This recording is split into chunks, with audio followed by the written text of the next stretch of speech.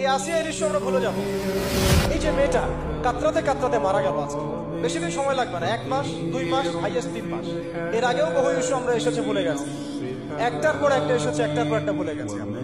আপনারা দেখে নিয়েন 3 মাসের মধ্যে এই মেয়েটাকে সবাই ভুলে যাবে এবং যাবো ভবিষ্যৎ। লিখে নেন আপনারা, এই বাচ্চার কথা কেউ মনে রাখবে না, এই বাচ্চাটার কথা কেউ মনে রাখবে না।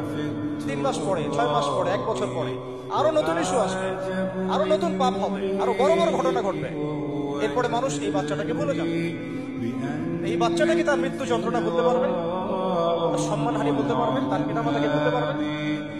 এখন প্রশ্ন হচ্ছে, তার পিতাকেও যদি আমরা জিজ্ঞাসা করি, ইসলামে রেপের শাস্তি হচ্ছে মৃত্যুদণ্ড, আর ব্যভিচারের শাস্তি হচ্ছে অর্ধেক কোমর পর্যন্ত পুঁতে পাথর নিক্ষেপ করে হত্যা করা।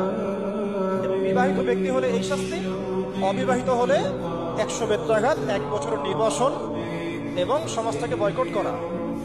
আর ধর্ষণ হলে সরাসরি মৃত্যুদণ্ড। 3 মাস সময় লাগার কথা না, 3 দিনের মধ্যেই করা সম্ভব।